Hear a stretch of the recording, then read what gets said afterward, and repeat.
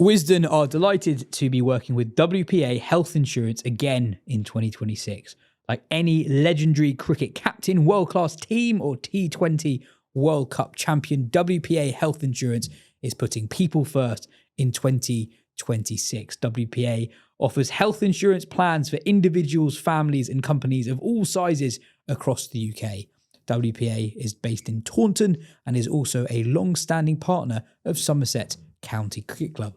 Hello and welcome to the Wisden Cricket Weekly podcast. Loads to get stuck into on today's show. We have a thorough explanation of just how much money all boards within cricket may lose if the India-Pakistan World Cup game next weekend does not take place. We pick out some standout players from the ongoing Under-19 World Cup ahead of Friday's final between India and England. There are some fascinating changes to the laws of cricket that come into effect from October 2026. We hear all about the rise of Nepalese cricket ahead of their game against England this weekend in the T20 World Cup. I'm Yaz Rana, and with me today is Ben Gardner.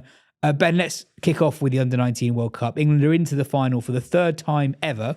Thomas Root scored a very cool 100, just about outdoing his Aussie counterpart, Ollie Peake, who played an amazing lone hand in the run chase. They're up against India, who are in their sixth final in a row.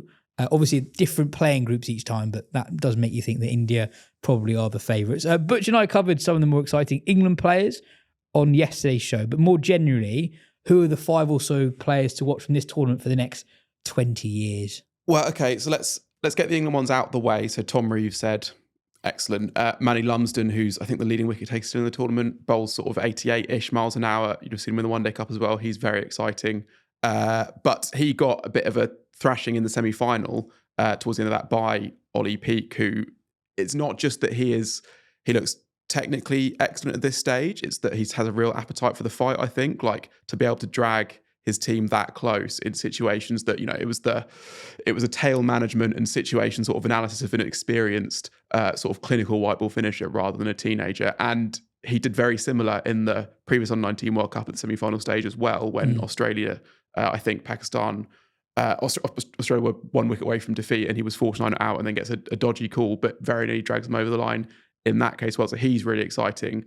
I mean, you can't really talk about this tournament without talking about Vaibhav Suryavanshi, who hasn't actually dominated it in the way that some players in the past have, where they just have like they're averaging sort of 100 sort of thing. And he kind of hasn't done that at any sort of level, but where he stands out is just how quickly he scores. He is just like a maniac when he gets out. You even saw it in the semi-final today when, you think that Afghanistan have made 300 and a bit and it's going to be a real stiff task for India, and they absolutely walk it. And he starts that off with an innings of 62 off 30 odd. And I think it's weird. Like he could easily play the next few Under-19 World Cups. He won't do because India have this self-imposed rule that their players can only play one. But like it's just going to be so interesting to see how his career develops. If he does ever sort of become a consistent run scorer, if he is kind of a completely kind of new gen T20 and I guess one day batting phenomenon like that.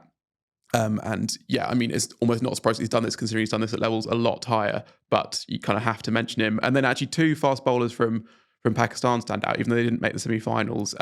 Ali Raza, who, talking about that semi-final against Australia, he was one of the stars of that World Cup then.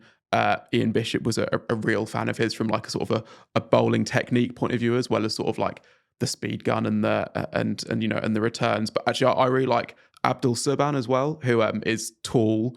He's quick enough. He's really accurate. I think he's gone under 3 and over this tournament. He's got a good bouncer and has just taken wickets every time he bowls. So there was a couple of highlights from him. There was a really good bouncer against New Zealand that sort of had the batter sort of reaching away. Then in the all-important India game, just like the perfect sort of bail trimmer. If you've got kind of both of those in your locker and you're rarely missing your spot, you're going to be pretty handy, I think. We both went to Under-19 World Cups. You went to the one in New Zealand in 2018. I went to the one in South Africa in 2020. And it's interesting with the perspective and experience of going to an Under-19 World Cup, seeing how different players develop. And it's not necessarily who you expect to go on to become international superstars. I think your lot in 2018 were probably a slightly better known group of players. More of them have gone on to do exceptional things in international cricket. But even so, it's interesting, you picked out a 6 to watch from that tournament. I guess that 6 in itself is quite an interesting illustration of just how development, I suppose, deviates and isn't something you can linearly predict. Yeah, although I think the hit rate is pretty good. Not for mine in terms of who is good at under-19 level, who goes on to being good. You see it even when someone makes a record in under-19 cricket, you go and see whose record they've broken.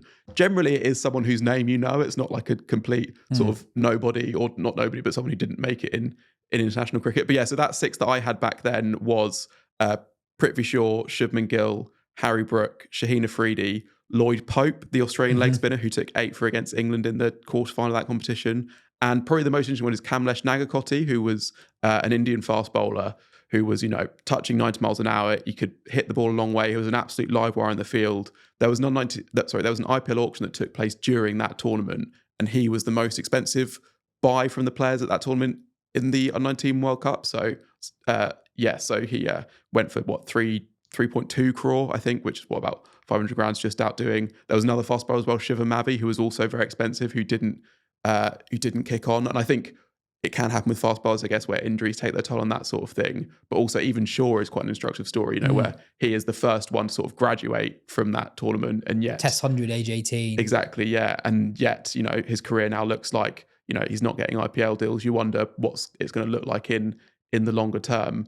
It is just, it is hard to predict, and yet they are weirdly good predictors as well. It's kind of a strange balance that you can almost always find a reason why someone hasn't kicked on. It's rare that someone is just like very good at under-19 level and is then just kind of not able to make the cut. There's normally something else that's been at play, I guess. Yeah, I guess. So my tournament, the best player by a mile was Yashasvi Jaiswal, who was a leading run scorer. Played for India, who didn't win the competition. They lost the final against Bangladesh. And even Bangladesh, who have a senior team that's less established than India, obviously, it's interesting how few of that Bangladesh team have gone on to have substantial international careers. I think maybe the best example is Shorifat Islam, the left arm seamer. He was good that tournament. He's played a fair bit of white ball cricket, in particular for Bangladesh. Ravi Bishnoi is really good, the leggy for India, who's still involved in and around the international setup, plays a lot of IPL cricket.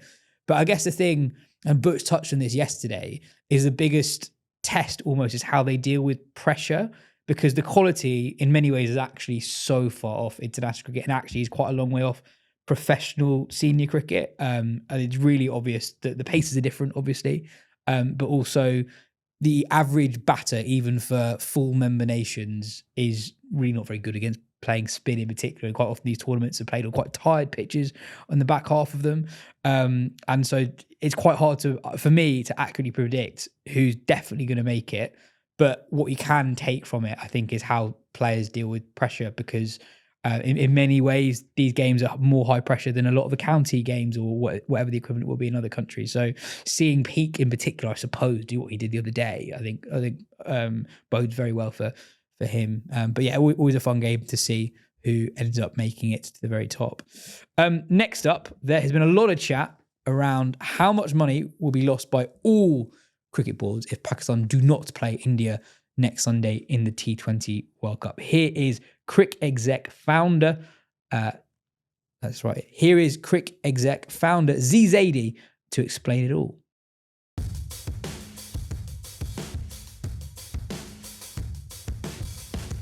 Right, next on the show, we are speaking to Zaidi from New York, who is the founder and owner of Cricexec. Z, we've got you on the show, and it's great to have you on because we want to understand more what the financial implications and consequences are of this Pakistan boycott of the India game at the T20 World Cup. We're talking on Wednesday afternoon. Now, by the time this comes out or later down the line, it may be that this game happens. It may be that Pakistan are banished from the competition. We don't know. It's a fast-moving picture. But help us explore and understand just how important this game is to the global games finances. Yeah, I mean, thank you, first of all, for having me. Yes, appreciate being on your podcast. At Cricexec, we're the industry publication focused on cricket worldwide. So we spend a lot of time looking at and thinking about these issues. This is seismic, is probably the best word I can use to describe it. It's something that was a threat that has always kind of been there in the background for years off and on as India-Pakistan tensions have escalated. And now it seems like it might be happening, like you said. There's a few different ways to look at the magnitude of this match. First is in terms of the raw inputs of what leads to valuation is people care about this match, right? In sports, ultimately you can monetize because there are fans who care, right? That's the basic core of it.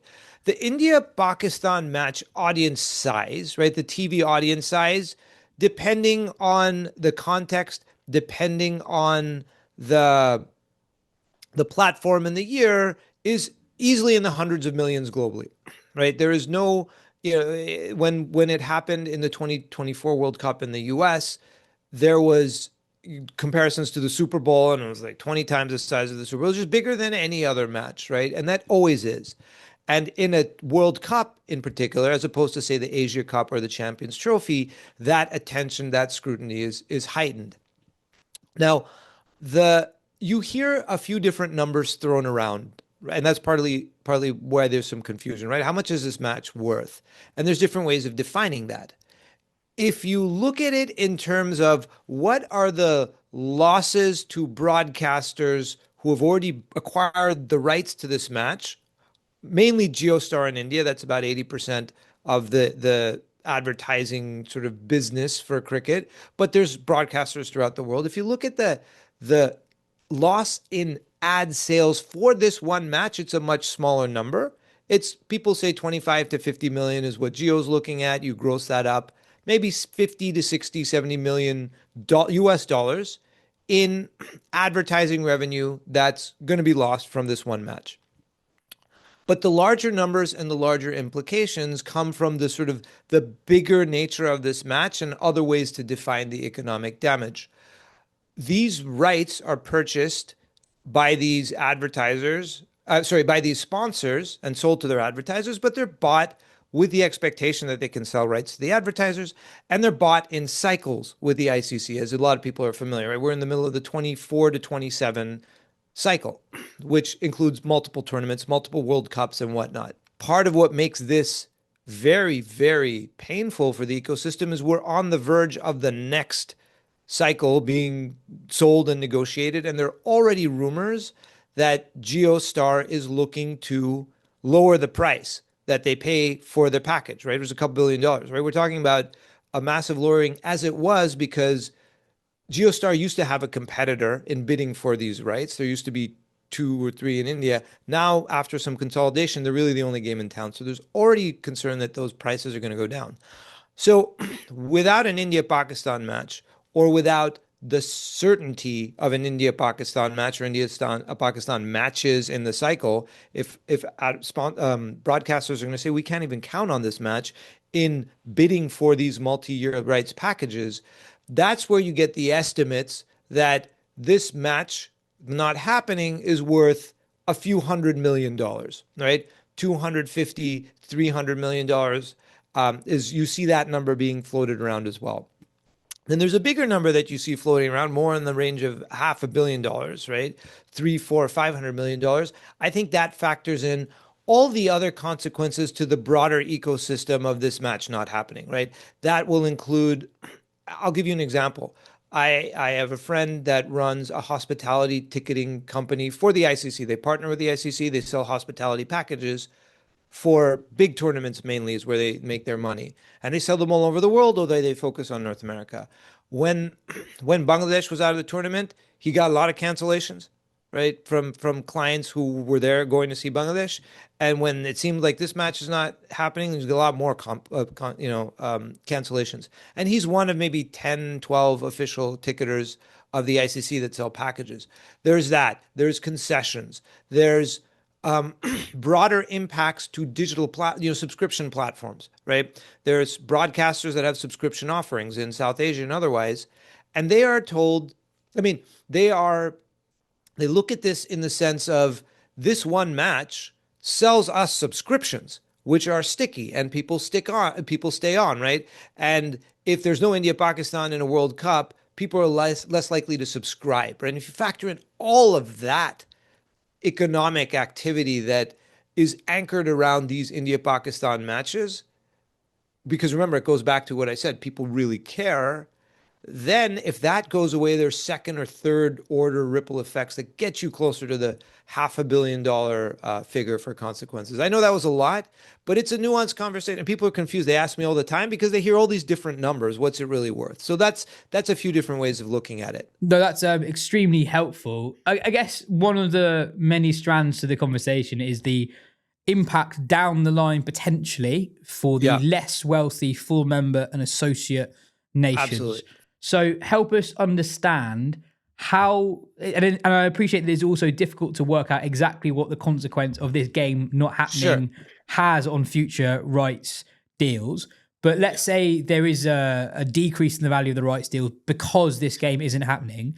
How long down the line will it be for a Sri Lanka cricket board or an Italy cricket board to feel the effect? And then how much of an effect will that be had on individual boards? Will individual boards be able to notice the effect of this one game potentially not happening? Yeah, the answer is absolutely. And the answer is also fairly soon because of, like I said, where we are in the rights cycle, because the next one's about to be negotiated. So the bulk of the ICC's revenues come from these broadcast deals with major broadcasters, right? The bulk of that is with one broadcaster, right? The GeoStar deal. And the ICC takes in money that way. They make some money from their sponsorships. They have some direct sponsorships.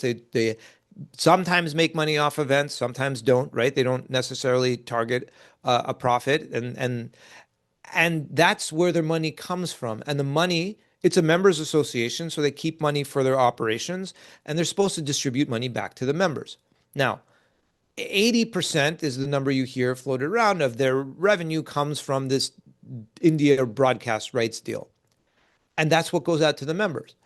And you've got some members, England, India, Australia, that don't really depend that much on the ICC money that gets distributed out to members because they have strong, vibrant domestic cricket economies, although money is always nice, right? Apparently, about 30 in the last cycle, 30 to 35%, I think, of the money goes back to India. The rest is spread throughout the world. For smaller cricket boards, like the US, where I'm based, or Canada, which is close to us, the ICC distributions account for the vast majority, in some cases, close to all of their revenue. And even for the full member nations that are outside of the big three that I just mentioned, Pakistan being one of them, the majority of their board revenue comes from not their domestic tournament, not anything else, or their sponsor relations. It's from the ICC money. For Pakistan, it's about half. So one, you have very strong dependence on the ICC money on the part of almost every national board, except for three. And for them, it's very nice to have, right? Even for India, it's a few $100 million. So how far is that going to fall and how fast? At the last ICC annual general meeting, which was last July in Singapore, the ICC was already warning its members to expect, and this is before this match sort of drama started happening, to expect a downward reset in what they get from the ICC, just because of the other things I was telling you about, right? One is the consolidation of the Indian broadcast market, and that's going to lead to lower rights. And there was already rumors, probably, I can't tell if they were true or not, that it was already starting earlier this year. I mean, late last year. And also, you know, I don't know if you followed this story, I'm sure you did. India's parliament government passed a anti-gambling, anti-gaming bill late last year, or in August of last year, which basically banned, in short, the relevant point is it banned advertising of gaming and gambling in cricket in India, and that's what was funding so much of the sponsorships worldwide. So between those two things, they're already expecting a reset. If you have this as well, right, and Geo's Star is going to factor this, you know, we're never going to have an India-Pakistan match, or even if they are, they're going to argue that, hey, we can't pay for an India-Pakistan match. That might not happen. So those rights are going to come down. You're looking at, what I've heard is there were some boards doing scenario planning of what happens if we get 30% less, what happens if we get 50% less in ICC distributions, which for some of them was all the revenue, right? So it is going to be pretty cataclysmic and pretty painful, especially for the associate nations that depend a lot more on this. Appreciate this is quite a big question, and it's obviously a very difficult one to answer, because if there was an easy answer, people would probably be talking about it.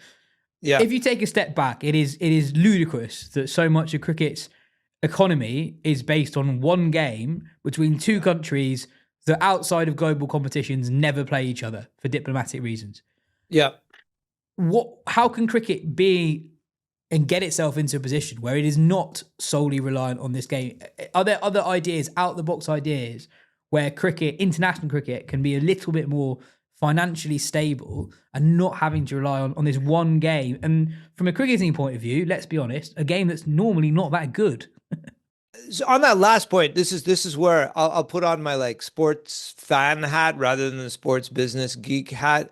I think the India-Pakistan matches, even the ones that have been a little one-sided recently, I think that's more recent.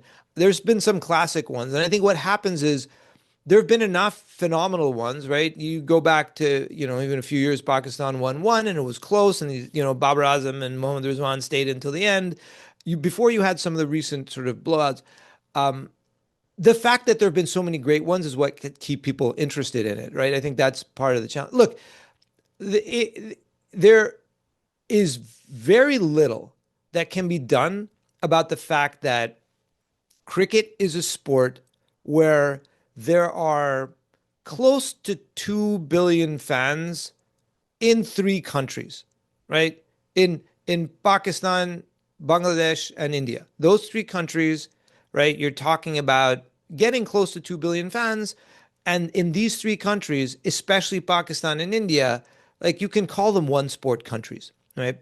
Bangladesh, there's a bit more interest in football, but for the most part, it's the main sport of all 3 countries. And that you don't have that sort of concentration anywhere. Now, the economies are not as advanced as some of the Western economies, so the advertising markets aren't as mature, but still, that sheer scale makes up for it. Nothing we can do about that. Nothing we can do about the fact that India and Pakistan are countries that were divided out of the same one, that have gone to war 4 times in their, existence, in their, almost 80-year existence, and have had many other battles besides that, including just last year.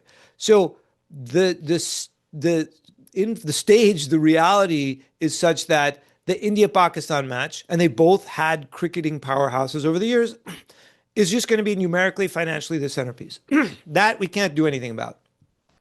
What we can do, what cricket should do, and I don't know that it has been doing that enough, is to diversify. Away from that. It's not to try to make that smaller. It's to rely on that less, so that becomes gravy. Like I said, England, Australia, and India are already in that position, right? If the ICC were to disappear tomorrow, if international cricket were to disappear tomorrow, they'd be okay, right?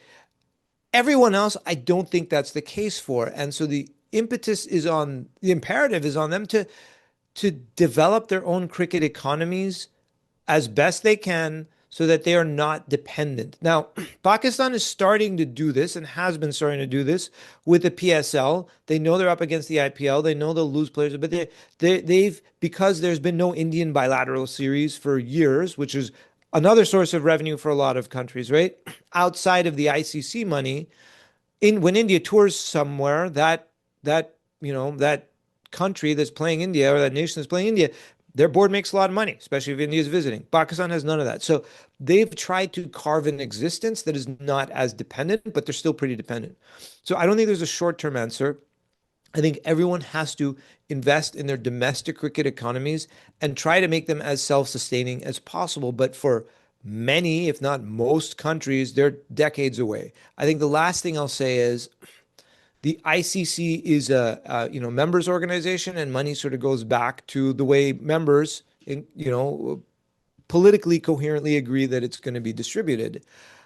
the ICC's mandate has not been grow cricket everywhere in emerging markets, right? There's some of that, but that's not the overarching purpose. Because if that were the case, right, no money would go back to India, England, and Australia. All that money would go to emerging cricket markets and to try to grow them more. I'm in the US, a vibrant US cricket market. If cricket were to be big in the US or big in Canada from a fan perspective, that would help the whole global economy diversify away from this dependence on India, Pakistan. There's been, again, some of that, but not the overarching priority. So I think part of the challenge is the ICC itself is not structured, is not mandated to to to have that as their primary goal, right? It's not that they don't do it. There are a lot of good people that are spending a lot of time trying to develop cricket worldwide. William Glenwright is the head of development. He spends all his time doing it, and there are people who do it. But that's not, if it was the number one focus of their mission, the money might go back differently, and we might be growing cricket more in other countries and then being less dependent. So again, you've asked me very tough questions, yes, that are not single soundbite answers. So I apologize for the lengthy answers, but that's kind of the picture. No, all good. This is not a single soundbite show, so that's absolutely fine. Great. One more question, if that's okay, Z. So clearly, a subtext of what you're talking about is that international cricket, broadly speaking, outside of major competitions, does not make money. It's a loss maker, right? So my question is, has it always been like this? What happened 20 years ago? Has cricket always been losing money, or is this a recent thing? That's another non-soundbite question. I'm glad I'm with the non-soundbite. I'm going to ask my friend Lawrence Booth for give me the soundbite of the almanac this year, right? I think the answer to this has to do with formats, right? And the evolution of franchise cricket. So there was a time when test cricket was the only format, right? Then came ODIs. Then there was ODI, the ODI World Cup started in 1970. Men's in 75, women's in 73. Right, 75, right? 75, women's later. And so you started to see the commercialization of the sport. You had players who were centrally contracted with their boards and just got paid what they got paid. Didn't have a lot of bargaining power. There's probably more money coming into the sport than was making its way to them. And so, you fast forward, a few decades the IPL started in 2008. The T20 format emerged out of England in 2002, 2003. That obviously has changed the game dramatically. And cricket is still very focused on international tournaments, but the emergence of franchise cricket over the past, since 2008, almost 20 years now, we're looking at in this phase of cricket's history where not only is there the IPL, but pretty much every full member nation and most big associates or many big associates have domestic franchise tournaments and also have, like the Vitality Blast, I would call it purely domestic one, and also have international franchise tournaments in their country where they have international players. Pretty much everyone has them. And so much of our focus is now on that the test series or the bilateral series that would have been the only game in town a few decades ago is now not as interesting or not as important, with some exceptions, obviously, right? The Ashes one, Border Gavaskar, right? Another one. Anderson, Tendulkar. When the big three play each other, there's some real money there. At the same time, Cricket Australia, in their last sort of earnings announcement, announced that we lost money despite all this going on. And so there is a shift from purely being an international game where all the monetization was happening around international tournaments to one where there's a lot of franchise and there's a lot more international tournaments than there were before, right? We basically have three different formats that each now with the WTC, the World Test Championships, there's three formats that each have a champion at the end of some sort of cycle, right? And every year, every other year, there's a World Cup. I'm not saying that's the wrong strategy. I'm just saying there's only so much attention to go around, and there's only so much you can make something feel huge if it happens pretty regularly. And so from all that dilution, you see international cricket, especially the bilateral part of international cricket, just not, going back to where I started, people don't care as much anymore, especially about the longer formats outside of certain contexts. And when people don't care, there's no money there, right? That's the equation in sports. And so I don't think it's necessarily a bad thing. I think T20 has grown the sport. I think there are winners and losers in there. There are many T20 tournaments right now that don't make money, that are still problematic, but there are some that are exceptional or on their way to exceptional. And I don't know if it's the worst thing for cricket to have, the tournament model or the league model be the dominant one, which you see in many sports. And I'll also say, look, for players, and we all love the players, and ultimately we're fans of the sport and of the players. For the players, this has been sort of just epic in terms of their ability to monetize. So I don't know that we're in a bad place, but I do think that international cricket and the growth of the game globally is not a straightforward situation and path right now. Cool. Z, brilliant to have you on the show and to help us understand a pretty complex situation a little bit better. I am sure we will have you on the show again. All these questions are not going away. If anything, they're becoming more and more prevalent. So thanks for your time, and let's get you on soon. Thanks, Yas. And I'm going to be, between now and then, I'm just going to be studying for your difficult questions to make sure I pass with okay marks.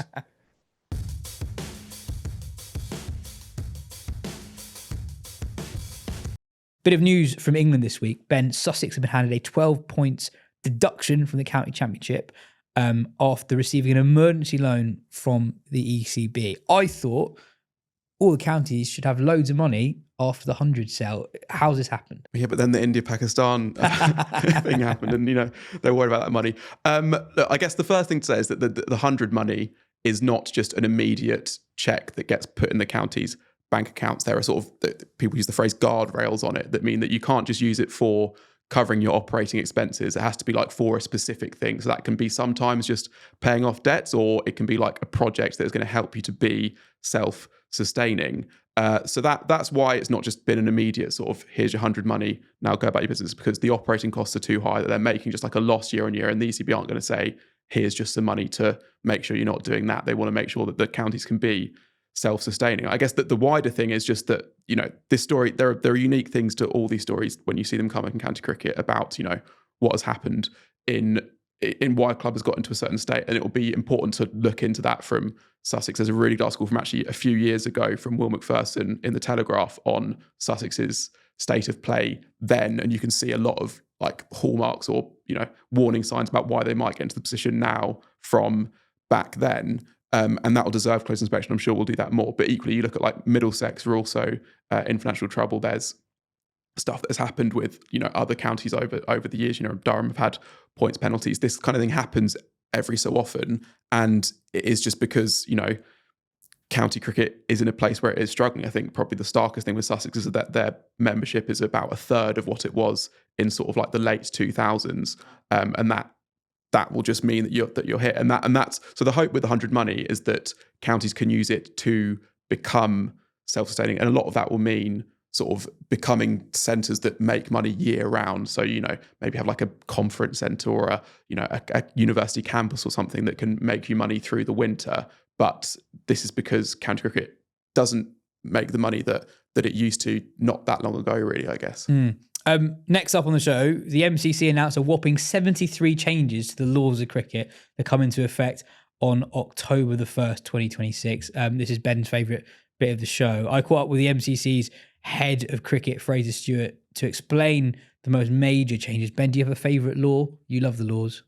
Oh, a favourite new law or a favourite? Both. Give us new and old. Well, I'm just jealous you got to do this chat. But I mean, the story about the the bold dismissal that should have been that hits the stumps at the non-strike. I won't spoil it, actually. I won't spoil it. But that is brilliant. That is the exact kind of, and also I'm almost disappointed that the MCC didn't see this coming, because they cover so many eventualities. Why is there someone not thinking like, well, what if this happens? Yeah. And then obviously this is the way that cricket without is. giving too much away, they did actually have that thought, but didn't put it down in writing before. Anyway, here is Fraser Stewart.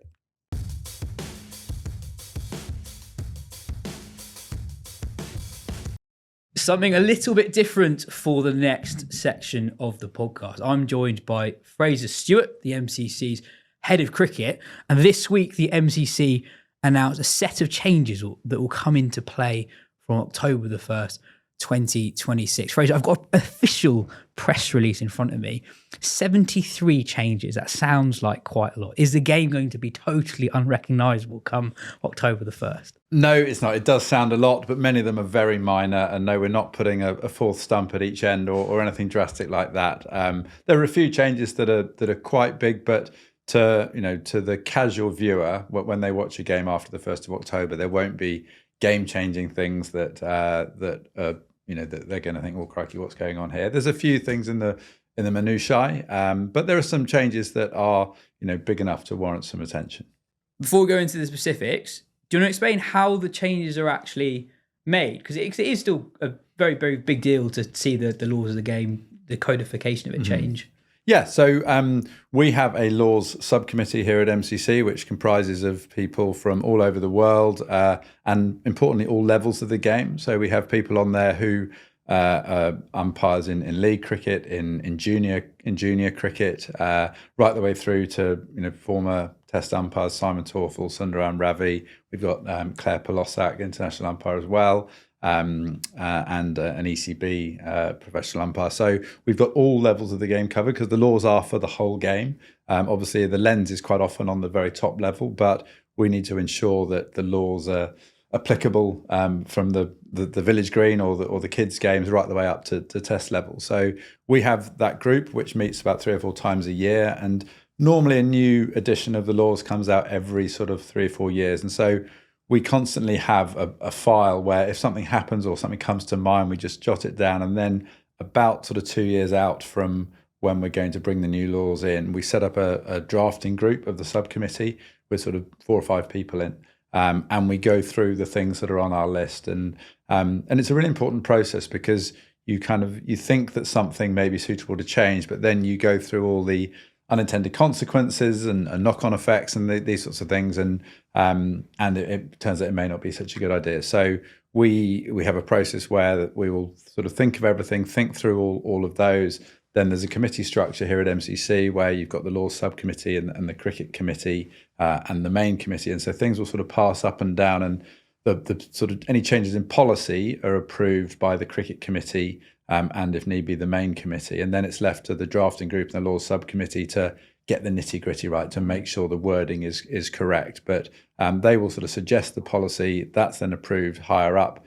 And then it's left to the drafting group and the subcommittee to make sure everything's word perfect. And it's probably about an 18-month process to go through everything. And we don't do it in isolation, I think, we've got our subcommittee, which has people from all over the world, but we're also very, very close contact with the ICC, and we work with them. So just last year on the changes to the boundary catch law, so we work very closely with them. Our director of cricket, Rob Lynch, sits on the ICC cricket committee, and so we're keeping in touch with them. We're in very close contact with ECB because they're sort of here at Lords, but also with other national governing bodies as well. And we're always there to help them with any playing regulations and things they want to bring in. So whilst it is an MCC thing, we do work collaboratively with the rest of the game to make sure that what we're doing is that we're on the right track. And so far it's working pretty well. My colleague Ben Gardner, who is probably our internal laws man, he always says that the most amazing thing about the laws of cricket is how it considers every possible eventuality. And you've got a really good example of an eventuality, something that happened that you didn't think was possible to happen in a game of cricket. And now the laws have reflected that. Yeah, absolutely. It's the bold law, which you think, the bold is a pretty simple law, and we had thought about this happening, but should we change the law? We thought, no, it's not going to. We don't need to legislate for that. But then it happened in a junior game, Gloucestershire against Somerset under 18s, and the batter hit a very powerful straight drive. It didn't touch the bowler. It hit the stumps at the non-striker's end and rolled all the way back down and hit the batter's wicket. And under law, that is out bowled because the laws didn't say that. Because obviously, if you hit it and it hits a field, it then goes back onto your stumps. It can't be out bowled. But this was one that the laws didn't count against. So we have now inserted into the laws in this edition that it can't be out bowled if it's hit the stumps at the non-striker's end. And most people will read that and go, "Well, that's unlikely to happen." Yeah. But we now, with so many more games being streamed across club cricket, junior cricket, etc., we are getting more examples of these crazy and wonderful things that the game throws up. And this was an example where if people say, "Well, that's nonsense," we go, "No, here it is. Here is proof of it happening." So my favourite law change, I believe, is also your favourite law change. So from October the 1st, if a wicket falls in the last over of the day in a multi-day game, the over must be completed. So previously, if a team is batting last over the day, they lose a wicket in the first ball, on the first ball of the over, that is the end of the day. That is stumps. That is no longer the case. So I love this law change because I've always thought it's slightly unfair. The bowling side doesn't get the momentum that you normally get from taking a wicket. What was the process around which this law was changed? How did the thinking start? Because I guess this is an area that's just existed in the game for forever and ever. So what was it that actually prompted the change here? There's actually something here at Lords this summer, or certainly this summer in the Test series. I can't remember if it was at Lords or not, but there was an incident, I think, during the India Test series where a wicket fell and they all trooped off. And I just felt, that's, the crowd is in, the crowd's up, there's excitement, the wicket has fallen. The bowling side has taken a wicket. They should be rewarded. The last thing the batting side want is to have to send out a new batter and decide whether is it a night watchman or is it a recognised batter. The crowd are up normally and excited. So let's let the over finish. And the other thing, the reason for it, we are very conscious about over rates. We probably get more emails about slow over rates than anything else. And if, to your example, the wicket fell on the first ball of an over, those 5 balls, which currently would be bowled the following morning, they are not part of the 90 overs that need to be bowled in a test match on that day. So, and they're already not hitting those 90 overs anyway in the 6.5 hours. So, but this would effectively be pretty much 91 overs they have to bowl. So those 5 balls will be lost to the game in terms of balls bowled. So we felt, as long as conditions are permit and that the light and everything is suitable, that over will be finished. It could be a hat trick. There could be all sorts, and it could be potentially game changing rather than just getting a wicket and then trooping off. So yeah, it will create excitement. We think it's fair for the fielding side, and crucially, it's going to save some time. And there are some law changes around legal definitions of bats and balls. Do you want to start with bats first? Yeah, what we've done, this has been a big piece of work where we've worked very closely with the manufacturers and also the willow producers, and it all comes from a good news story that cricket is getting more popular, and the sort of the booming economy, and particularly in India, but the subcontinent in general, where there's so many cricket fans. Cricket bats have become within financial reach of more households than was the case, 10, 15, 20 years ago. And that's good. And obviously things like the IPL has also, made cricket even more popular in what was already a cricket mad country. And so the effect is that more people want cricket bats. Cricket bats are not like golf clubs or tennis rackets. They come from a natural source, the willow trees. And we can't just click our fingers and have, enough willow trees. There need to be planted is about a 15-year maturation period for the willow trees.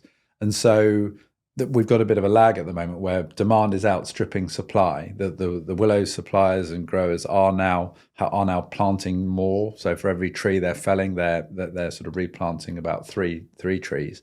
But the best willow, for whatever reason, only grows in the UK. There is Kashmir willow, there is some other parts of Europe, Eastern Europe in particular, where willow is grown, but it doesn't tend to perform as well as English willow. And so the supply and demand, basic economics, the price is going up. And we've been monitoring this. And bats have become very expensive. You can get bats now for over £1,000. And in junior bats, and that's where we're really, we've allowed lamination in junior bats since 2017. Do you want to explain what lamination is? Yeah, so lamination is where you effectively glue 2 or more bits of wood together. We've placed a limit on 3 bits of wood. So what we are allowing with this change, which was allowed in junior bats and now is allowed in all bats, but for the recreational game, we're pretty sure that ICC and governing bodies won't allow these in the professional game, and that's what we're intending.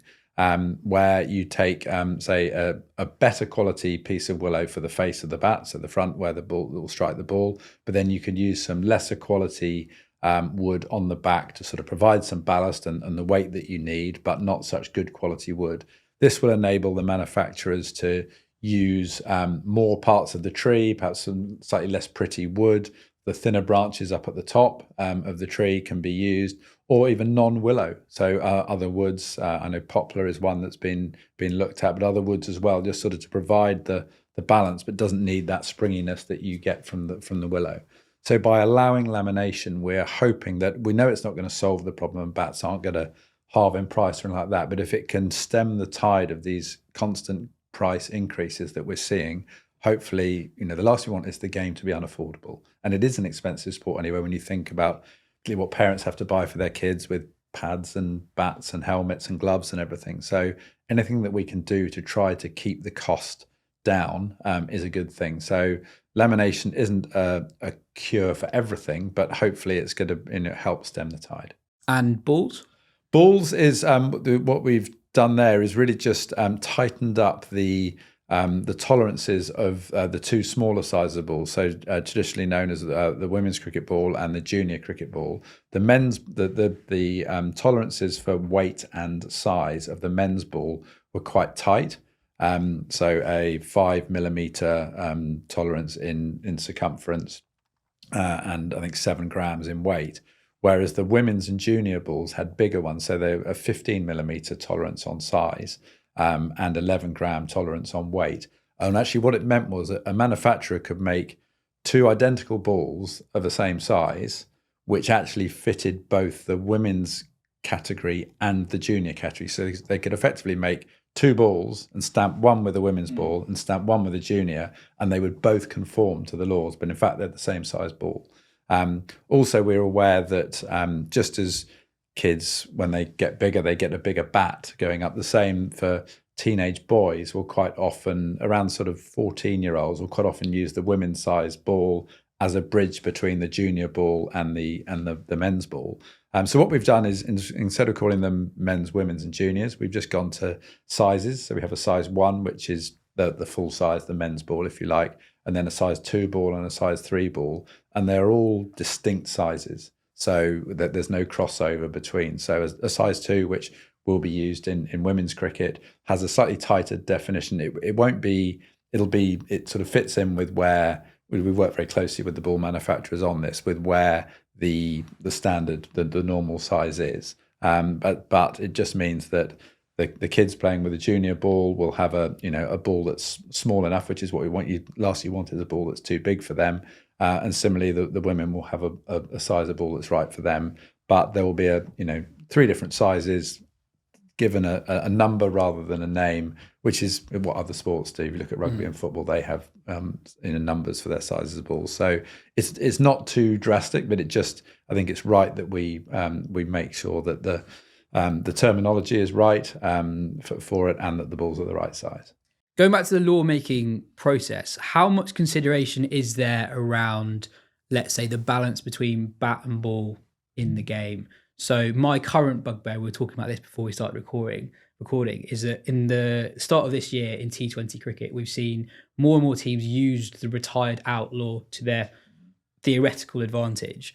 My personal issue with the retired out law in T20 cricket is that if you're doing this towards the end of an innings, there is not enough of a punishment, as it were, for the batting side. If you've got 7 wickets in hand going into the final 2 overs of the game, I don't like that there's not a dot ball alongside the wicket. And I don't strongly believe this, but this is something I've thought at times over the last month.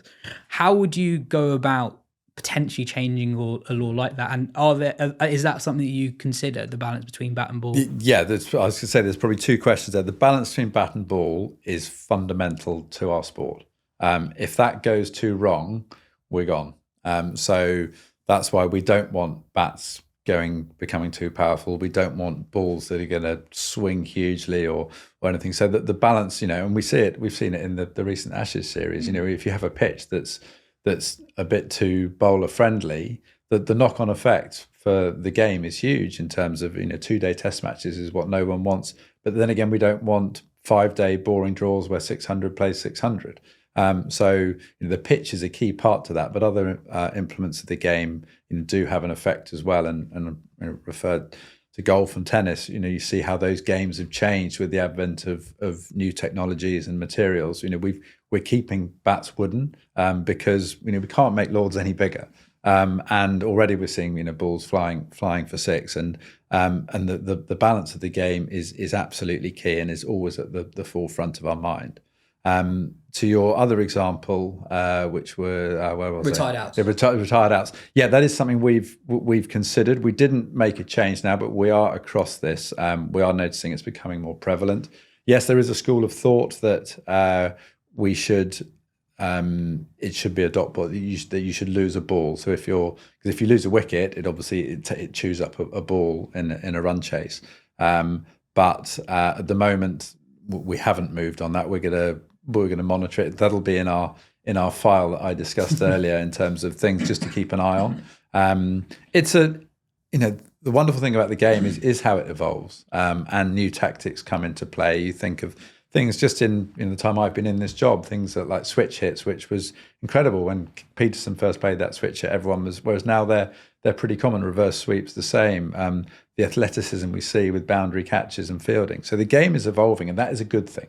And our balance is to get right, is to allow for the game to evolve and to be this incredible product that people want to pay their money to come and watch, but maintaining the traditions of the game and being still the game that has always been. So it is a fine balance, but yeah, we will keep an eye on the retired out one. If we think it's going, it's becoming too prevalent, then we could do something. But at the moment, it's still just on our watching brief list. My final question is, I guess, I just wanted to understand what is the almost extent of your remit when it comes to changing laws. So one thing I've had a few conversations about recently is the speed of play in all formats of cricket. You mentioned over rates in Test cricket, but I think there's an argument actually that Test cricket is maybe the 100-a-side, actually one of the quickest formats of the game in terms of the speed of play. You watch a T20 now, and it's not unusual for a T20 with, especially when you have more and more reviews, to almost last 4 hours. Would that be something in theory the MCC could say, well, actually, we want to impose time limits between one delivery and another, or the end of one over and the start of another? Yeah, it is something that we're interested in. Again, because of the point I made earlier about we're for the whole game rather than just the very sharp end, and over rates aren't such a problem lower down. It seems, but it's something that we'll keep an eye on. Yes, we did quite a bit of research into over rates, and we measured of games here at Lords a couple of seasons ago. We measured the time taken between overs and the difference between a county championship game and a test match, and there was at least sort of 10 to 15 seconds average more in a test match than in a county game. Why? It's still 11 against 2 out there. Yes, there's perhaps more at stake, but I think the laws actually do provide a mechanism for umpires to clamp down on this, but they tend to choose not to for whatever reasons. And ICC, they'll give out over rate fines and stuff, but it doesn't seem to have, the laws provide an in-game penalty for the umpires to give 5-run penalties for slow over rates things, but the umpires don't seem to want to go and enforce those. When our World Cricket Committee was sitting, which was disbanded a couple of years ago, but when they were very keen on over rates, and we looked at stop clocks and stuff, and that has now come in for white ball cricket, but it's quite a generous 1 minute. Our analysis that we did, some changes of overs with no bowling change and no new batters was at 34 seconds. And generally sides getting round between 45 and 50. So just those 10 seconds across 90 overs in a day, that makes a difference. I think the more, as I said earlier, I'll say post bag, that's a bit old school. Our inbox is probably gets more stuff, and particularly MCC members, very,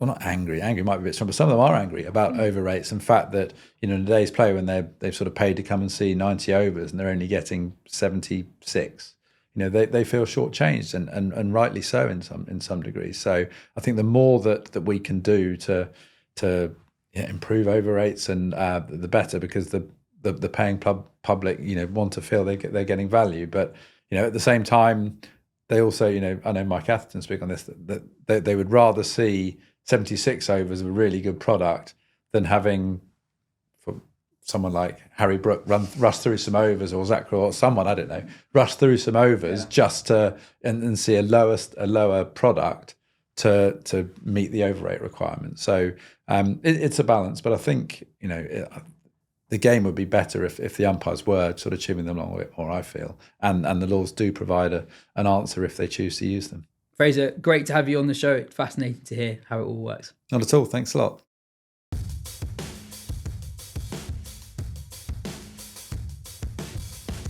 And finally, Ben, it's a big one this weekend. Everyone's talking about India, Pakistan, whether or not that's going to happen on February the 15th. But before that, England play Nepal in their World Cup opener this Sunday.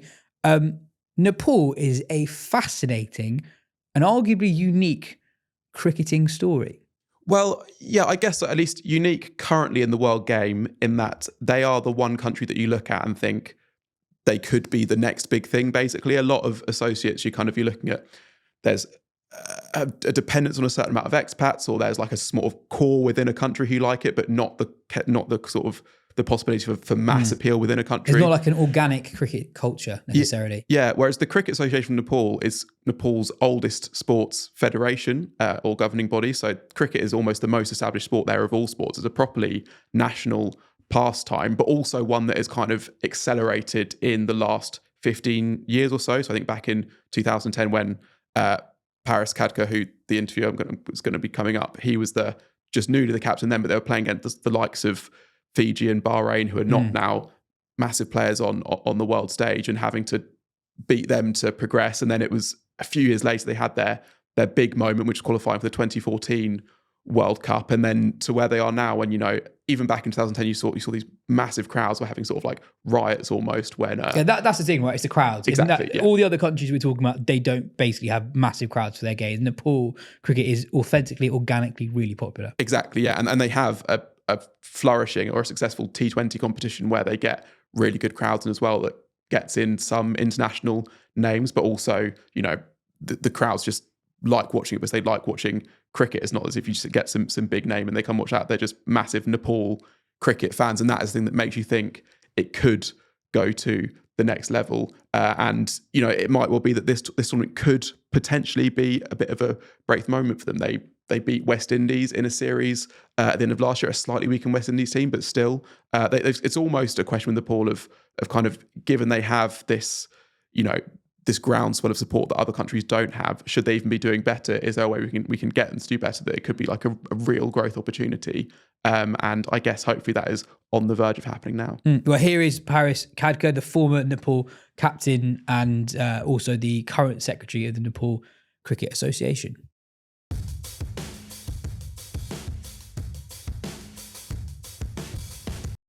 Hi, Paris. Good to chat. It's busy times for you over there. Hi, good afternoon, evening. Yes, running around. The World Cup fever is pitch high. Everyone's excited, looking forward to it. I'm looking forward to it. Been very busy with everything around. And of course, there's a lot of cricket happening in Nepal, outside of Nepal, and a lot of buzz around. So yeah, finally we're here after having a lot of, conversations. Good to be here. Yeah.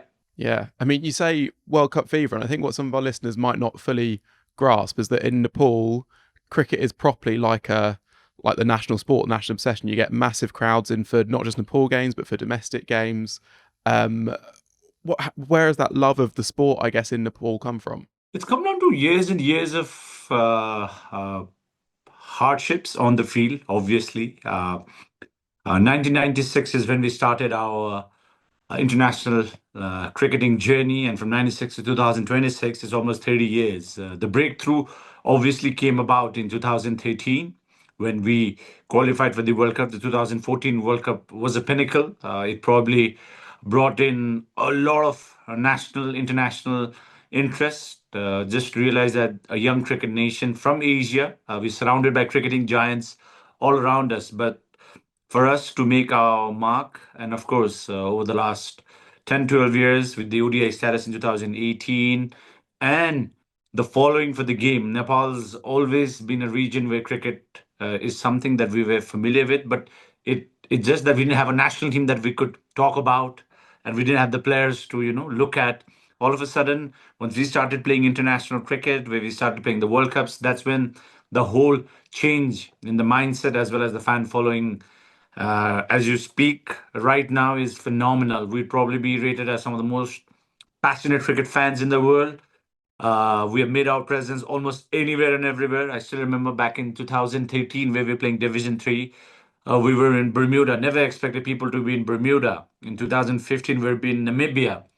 And there are people in Namibia as well with the Nepali flag. So you just get to see that somewhere down the line, cricket was connecting to people, to a Nepali all over the world. And over the course of the last 10, 12 years, it's just grown 10 folds, 20 folds, 100 folds, or whatever folds that you can call it. And the following for the game is phenomenal. The people want to become part of Nepal cricket. And for us, and for me as a former cricketer now into cricket administration, are really excited, always have wanted this, and it's happening as we speak. Yeah, just give me an idea of the kind of numbers that you'd get in for say a Nepal Premier League game. What's the kind of fans that you'd get for that kind of game? Every time we play at the TU International Cricket Stadium now, the floodlights and the parapet came about like 5 months ago. Until then, it used to have grass embankments. Obviously, the players have a small pavilion and all of that. But every time, if you even go through the archive videos, we've had thousands of people at the TU grounds, probably at a span of between 12 to 15,000 people at once. Whenever Nepal plays, the Nepal Premier League has obviously ignited a national sentiment towards regional preferences. Somebody's supporting Biratnagar, somebody's supporting Sudapasim, someone's supporting Karnali, someone's supporting Janakpur. This whole fanaticism with Nepal cricket's just grown into another dimension now. So every time Nepal plays, and of course with the Nepal Premier League as well, it's jam-packed stadiums with the capacity of 12,000, 12 to 15,000, with full, people in the stadiums. This is where we are. The government's putting in efforts to bring in a stadium that can hold a larger capacity. The TU International Cricket Stadium, once it gets completed, should have at least 30K people in it. So cricket is here. It's like 25,000 in the future at the grounds, or 30 in the grounds. And even now, there are 12,000 inside the ground and another 10,000 out of it, and maybe millions supporting us digitally from every corner of the country as well as from all over the world.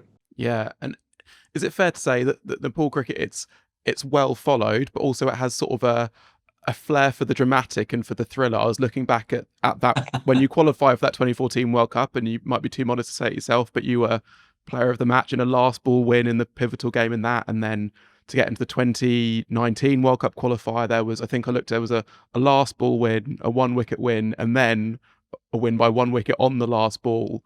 What is it about Nepal cricket that kind of means that these moments are more common than for other countries, and that means that you seem to more often than not prevail in these moments? I think it comes down to, a lot of hard work on and off the field, and of course, destiny itself has prevailed us in a way where you look back at our success stories. It meant that it had to go to the last ball. It had to go to the last wicket. Nothing's come easy. We have gone through this whole grind of, being part of the growth of Nepal cricket. Uh, the last ball thrillers somehow happen when Nepal's playing. The ODI status in 2018, leading up to that, the Division One tournament where the last wicket put on 52 runs, Karan Casey and Sandeep Lamichhane, and of course then we had around 12 ODIs left. We had to win 9 out of 12 ODIs to retain our ODI status. We won 11 out of 12.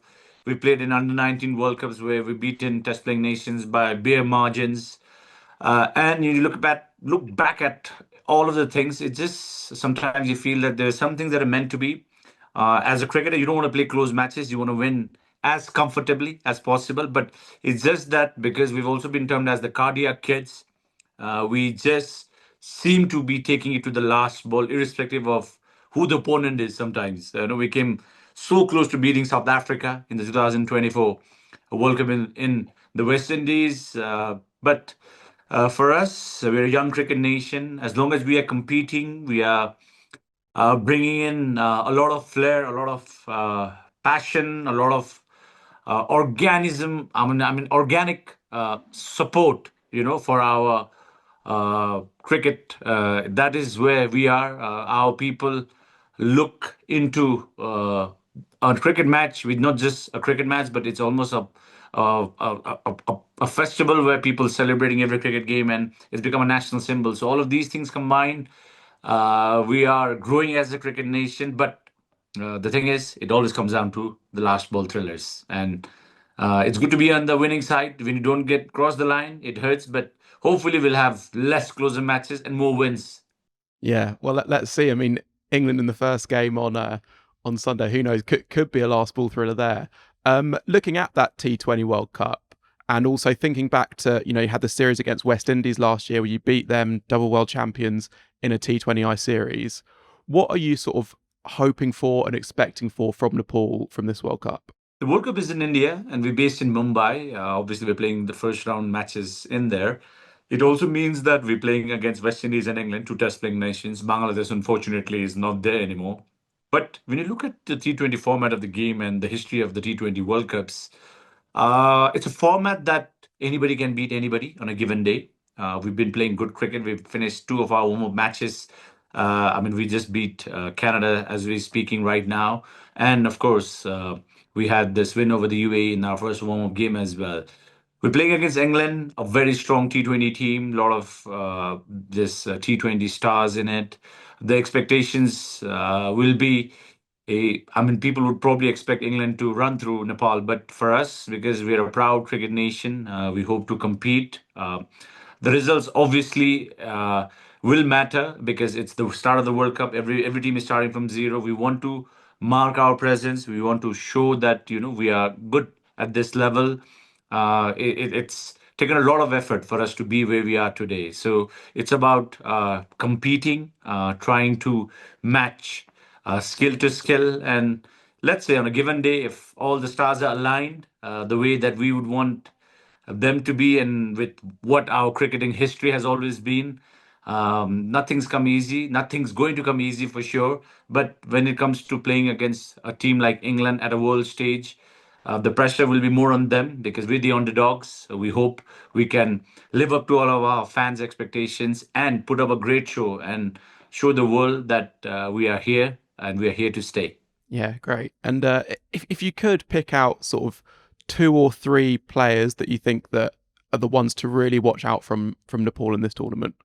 Sandeep Lamichhane, our leg spinner, has been playing franchise cricket all over the world. So he obviously is somebody that everybody would know and recognize and know about. Dipender Singh Airi, who one of our premier all-rounders, has been making headlines, probably being rated as one of the best fielders in the world. The amount of direct hits that he can generate on a cricket field is phenomenal.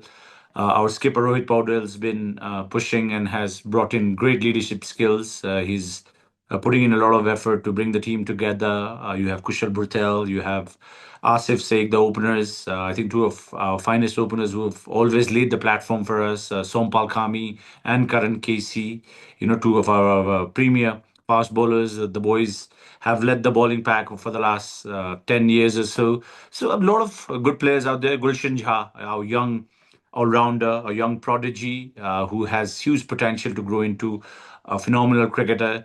So I mean, I think I've almost mentioned the whole squad in here, but for us, it basically means that these are boys who have played at the highest level and have produced the results. And come Sunday on the 8th of February, February has also been a great month. If you look at Nepal cricket's history, we produced great results. And because the World Cup is in February and we're playing against a strong nation, we want to put in a great show for everybody to notice.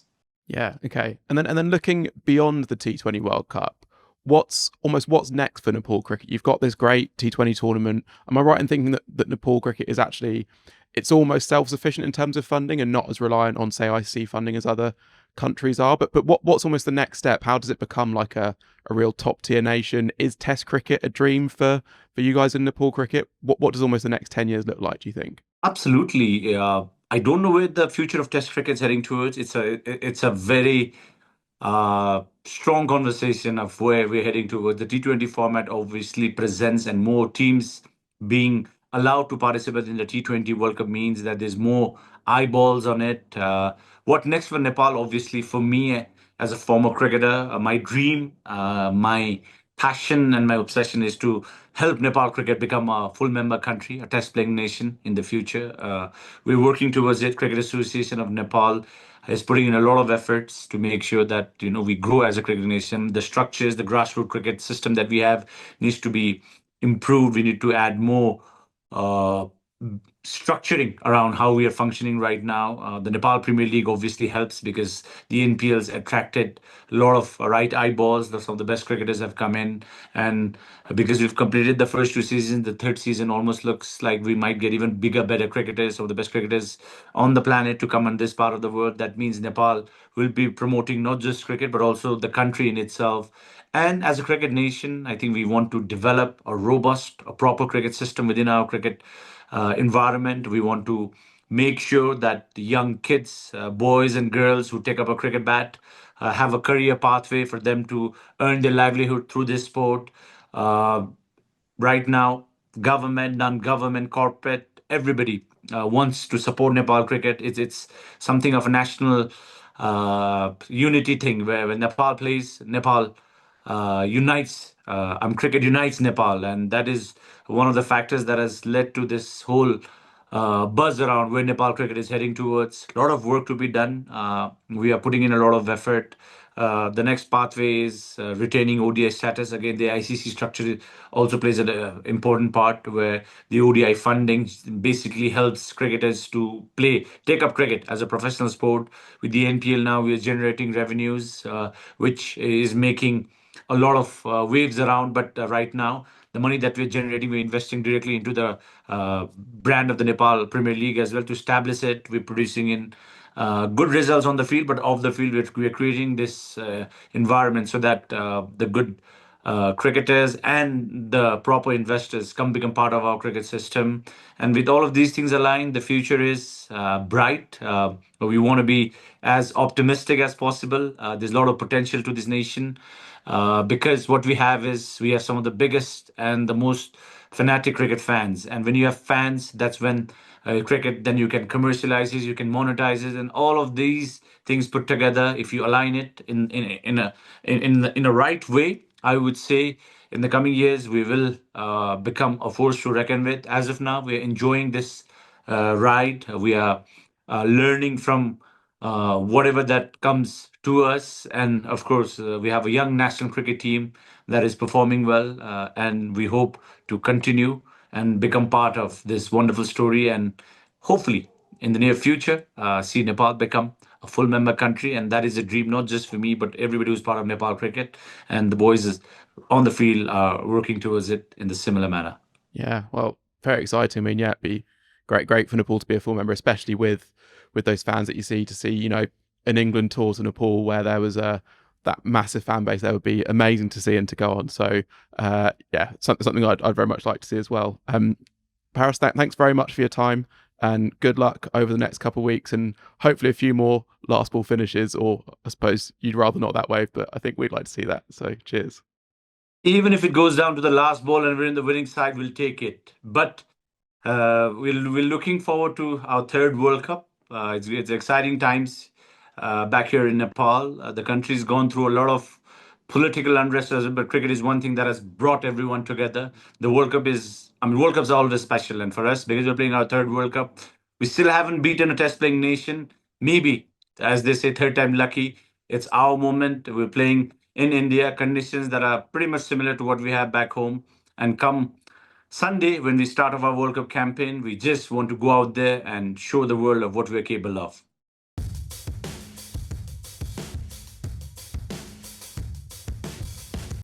That is it for today's show. Cheers, Ben. Listeners and viewers, if you've liked what you've seen or listened to, give us a like or subscribe or a 5-star review on your podcast app of choice. We'll be back on the old Patreon for our daily After England Nepal.